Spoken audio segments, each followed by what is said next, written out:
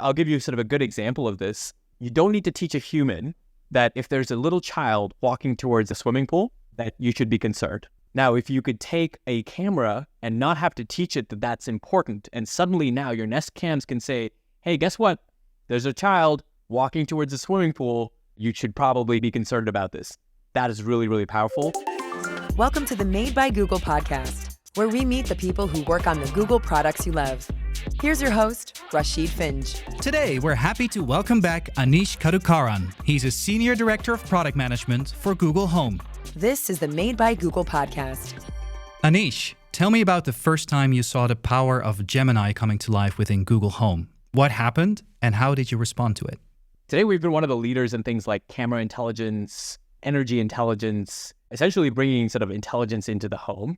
And we've done a pretty good job at building these sort of narrow models that are really good at doing specific things, right? So our thermostats today do a phenomenal job. We've built these AI models over the last decade, really good at sort of figuring out your patterns, predicting how to make you most comfortable and save you money. Our cameras, pretty good at detecting people, at detecting animals, detecting packages, right? So over the last sort of decade, we've got pretty good at building these models that do specific things really, really well. There was a point last year where we sort of asked ourselves, what if the camera could just understand everything it sees and then sort of figure out what's the most important thing for me to know?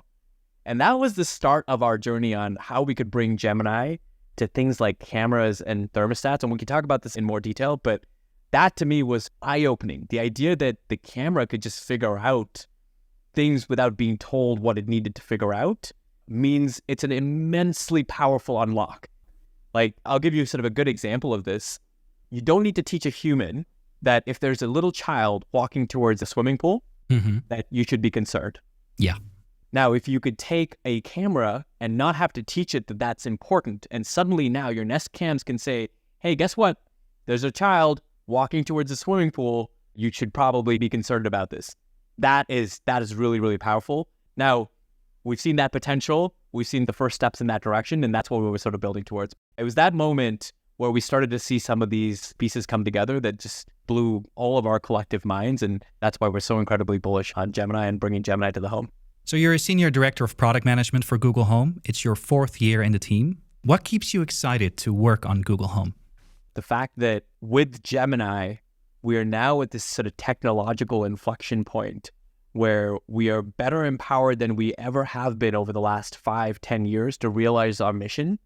That to me is what keeps me super, super excited about this, which is the fact that our mission has not changed. Like from sort of our early days, our mission has been take care of the people in the home and the world around it.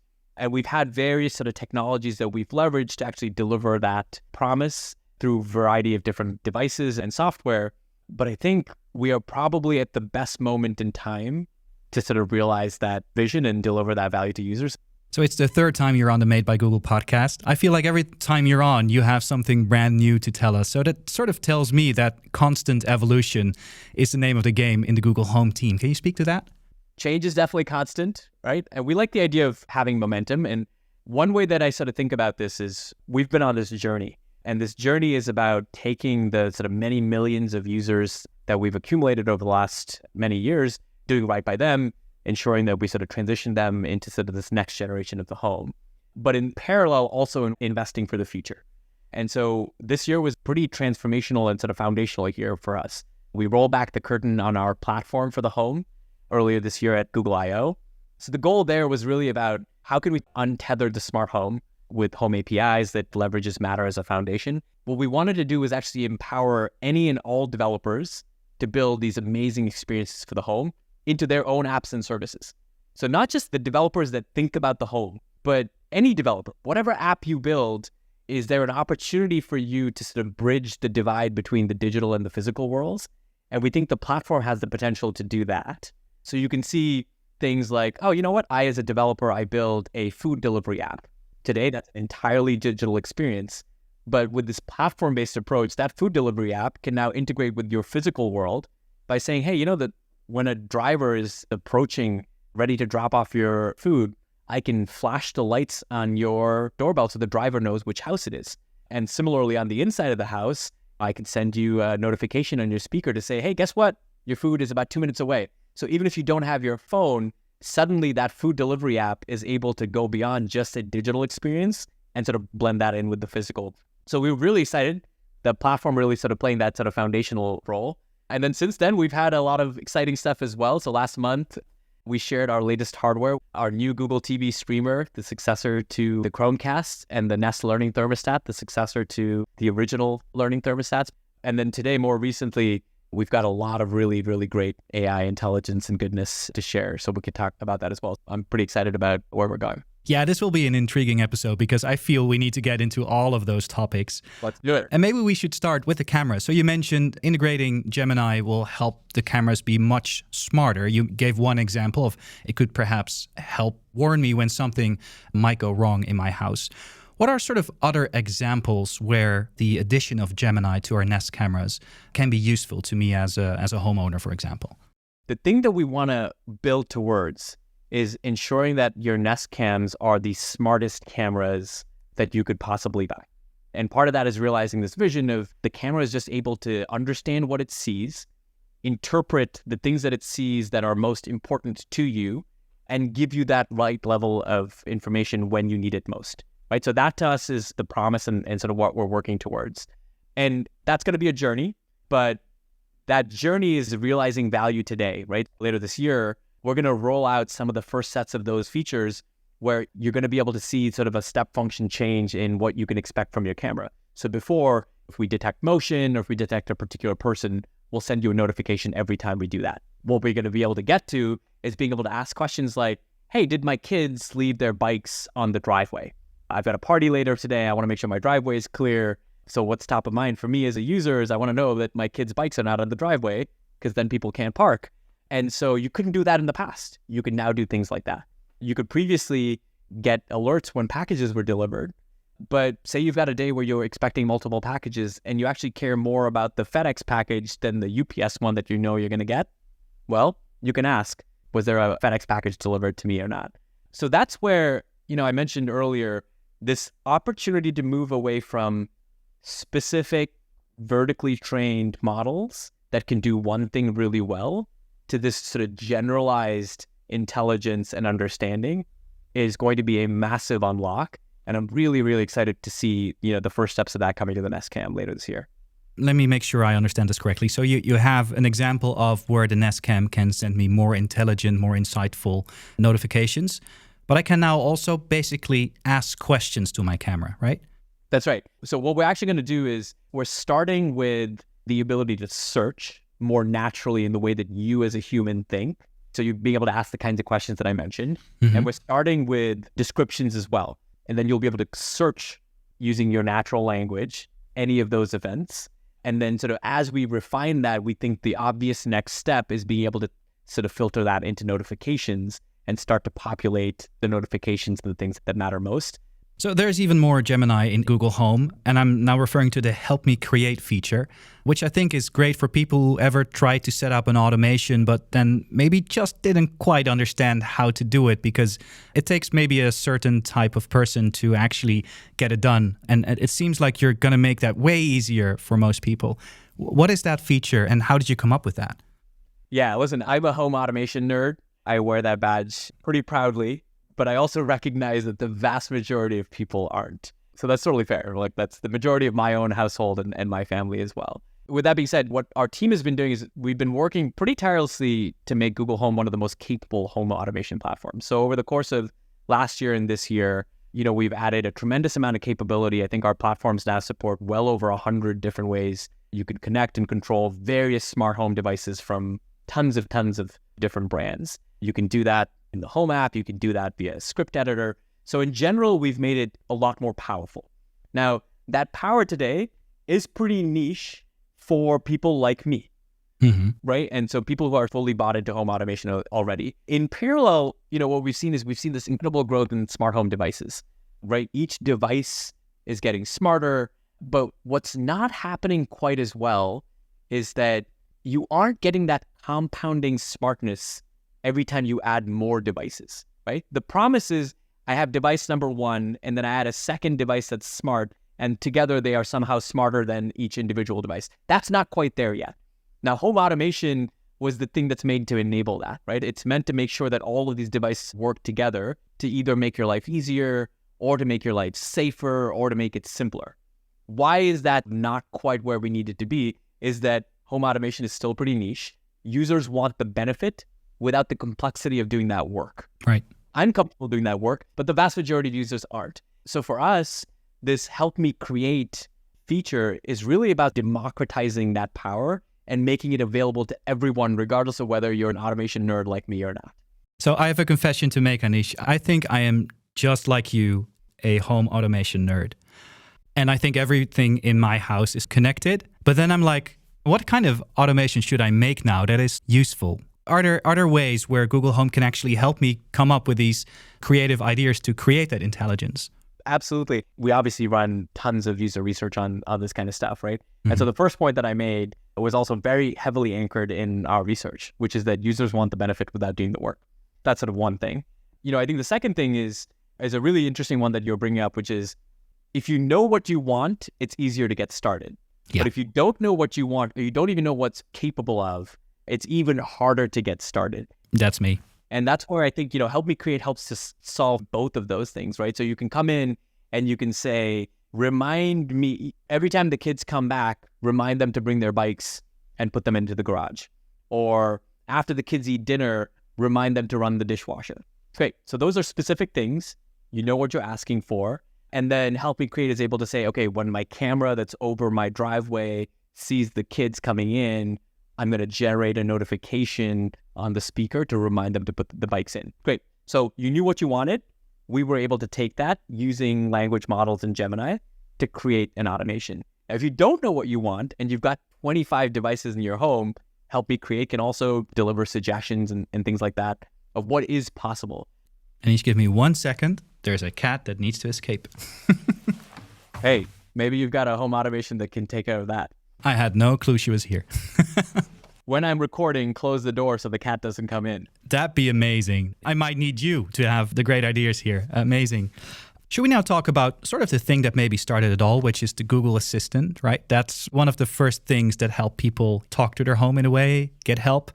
I think there are still some pain points, challenges that users have when it comes to the smart home. And I'm wondering if Google Assistant is also helping tackling these challenges. How can we sort of evolve the assistant, making sure that we provide an even better user experience for them in the smart home? We've been on this journey for some time. For years, we've sort of been pursuing this vision of an AI assistant for the home.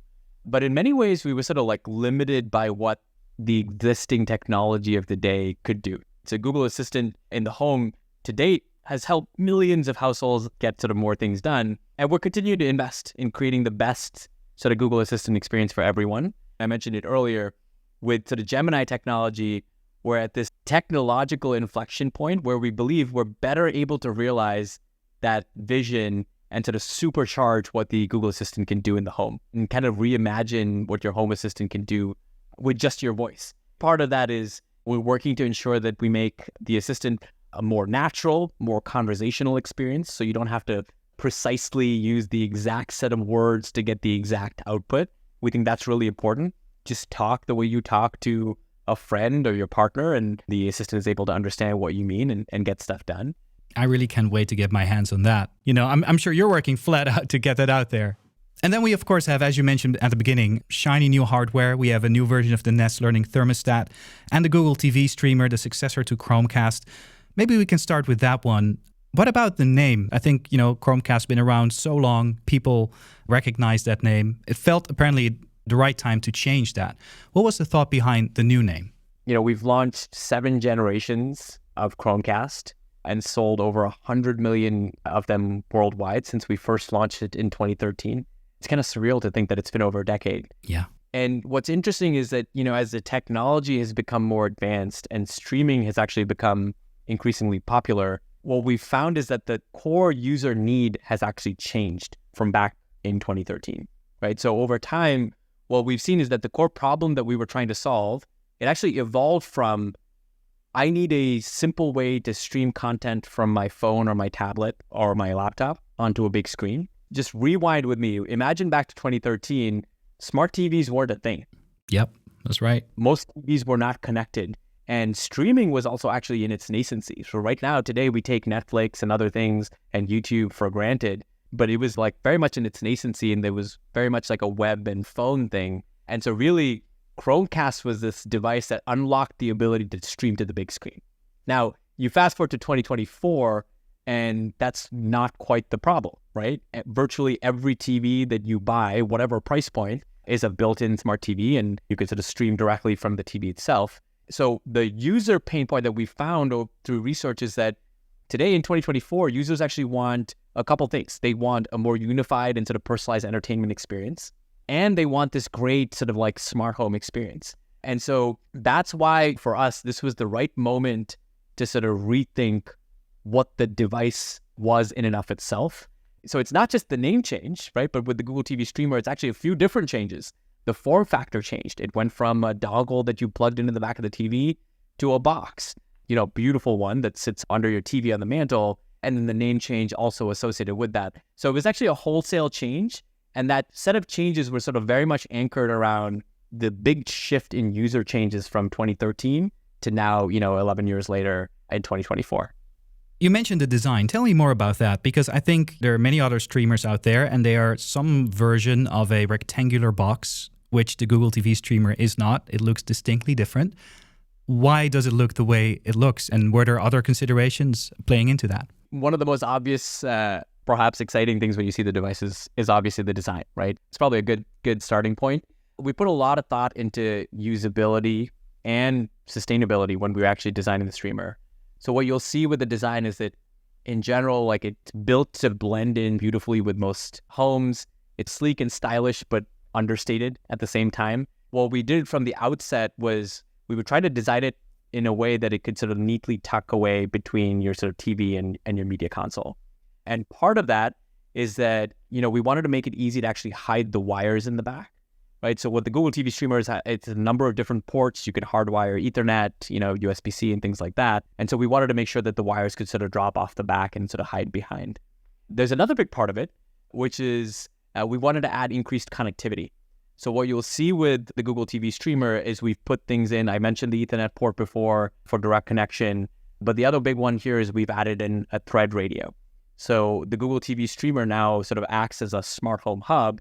Now, a key consideration there is as you add these radios into the device to make it more powerful, the last thing you want to do is sort of take it and sort of stick it into a closet, which then sort of detracts from that purpose to begin with. So those were a number of the different considerations. Was we were adding in more connectivity, we're adding in sort of more power, there's more storage, there's more RAM. So the device footprint changed, the design changed, all sort of optimizing for sort of these various variables. So I guess people know what Wi-Fi, Ethernet, USB is, but you also mentioned Thread, which is maybe less common. Yep. What is it and why do I need it? Yeah, Thread is a connectivity protocol. In some ways, you can think of it as, we've got Wi-Fi, we've got Bluetooth. Think of Thread as another connectivity protocol. And what it does is it allows devices that have a very low power to connect to each other or to a controller. So a good example here would be a light bulb, it's a low-powered device, or a lock is a low-powered device. Now, if you put a Wi-Fi chip in there, it would suck a lot of power. So Thread is an alternate for that, where you can still have that device. It can function really, really well. It can operate with low latency, but not consume a lot of power. I think for the most part, most users don't need to think about Thread too much. The idea is that it is one of the sort of backbones that will help all the smart home devices in your home work well together. Amazing. So it's also a little bit of future-proofing, I suppose. Well, that was just one of the two new devices that were announced back in August. The other one, of course, the brand new Nest Thermostat, which looks gorgeous. Why would we need a new thermostat? What's sort of new compared to the previous generation? Yeah, you mentioned previous generations. It's been 12 years, actually, since the first Nest Thermostat launched. And that was sort of, in many ways, it was sort of a watershed moment. Like the Nest Learning Thermostat, in many ways, sort of kicked off the smart home trend and space that we have today. It sort of took this relatively mundane box that sat on your wall and sort of transformed it into this like intelligent device that was beautiful. And since then, we rolled out 3 evolutions of it. So we had the original, then we had the V2 and V3, both of which were, 10 and 9 years respectively. So it's been a while. And even to this day, the Nest Learning Thermostat, the third gen, continues to be one of the leaders in the market. But a lot has changed since then at the same time. It sort of set up this like really great moment where we thought that the combination of a new industrial design plus a whole lot of incredible intelligence made this a really, really sort of good time for us to refresh the Nest Learning Thermostat. We changed the whole outside of it. It has a new industrial design, as you mentioned, but surely we changed more than just the way it looks.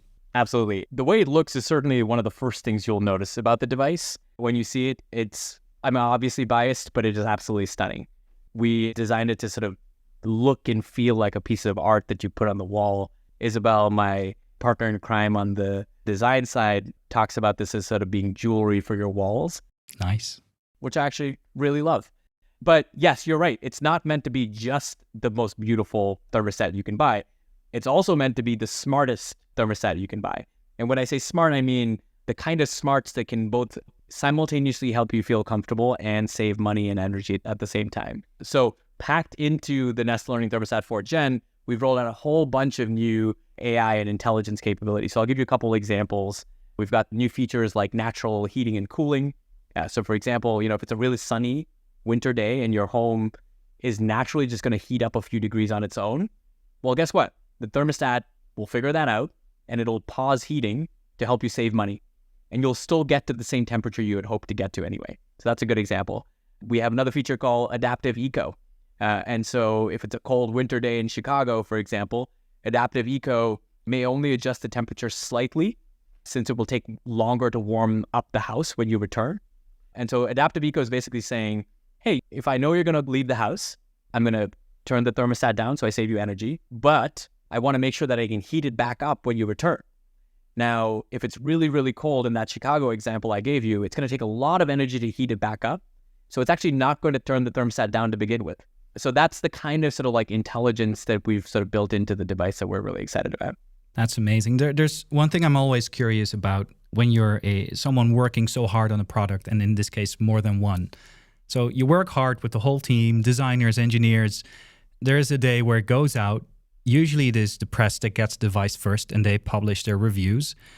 I'm wondering, what is that like? Sort of know when those reviews come out. Where are you? Are you like reading all of them? Or are you more like having your eyes closed? Like I'm just too nervous to read all of that. And what do you learn from those reviews? Is there anything you need to do once you read them? I read every comment on every forum from users on our products. I read all of it. I read every press article. And then I think the big part of it that's really, really important is that we respond to that feedback. I think the thermostat was a really good one. We launched the thermostat to a lot of really sort of positive reactions from the market. And that's a big step because, we were refreshing one of the most iconic products of the last decade. And in general, the vast majority of people loved it. We did have a small segment of users that worried about the screen not being bright enough for them. We heard that feedback. And in a matter of weeks, we rolled out a software update that allows users who have their thermostat in a particular hallway or has light shining on it, the ability to sort of more granularly control their brightness. I give you that as sort of one example of any good product development should be build the product. It's informed by research. Once you get it out in the wild, there will be additional feedback, and you've got to be able to sort of listen to that feedback and iterate in real time as much as possible. Now, Anish, to control the home, we've been talking about, you can speak to the home, of course, using Google Assistant, for example. I presume that's also a way to talk to my camera someday in the not too distant feature. But surely there are more touch points that you need to work on. One example is the Google Home app itself. How do you make sure that all these smart home experiences are accessible in a way that is useful to the user? With the Google Home app, we set out to build a very sort of deep smart home experience. We think of the Google Home app on your phone as sort of this centralized hub that can do a lot of different things across a lot of different devices. But what you've hopefully seen in our strategy over the last couple of years is we want to meet users where they are, right? And what I mean by that is, this is a classic example. If you're in the kitchen at the sink washing your dishes and somebody rings the doorbell, your hands are wet. Well, meeting the user where they are means not having to put your dishes down, go wipe your hands, go find your phone to see who's there. So one example of us sort of meeting users where they are is we just built the ability with the new recently launched sort of Pixel Watch to be able to sort of flick your wrist while you're doing your dishes and see who's exactly at the door and respond to them right there in that context.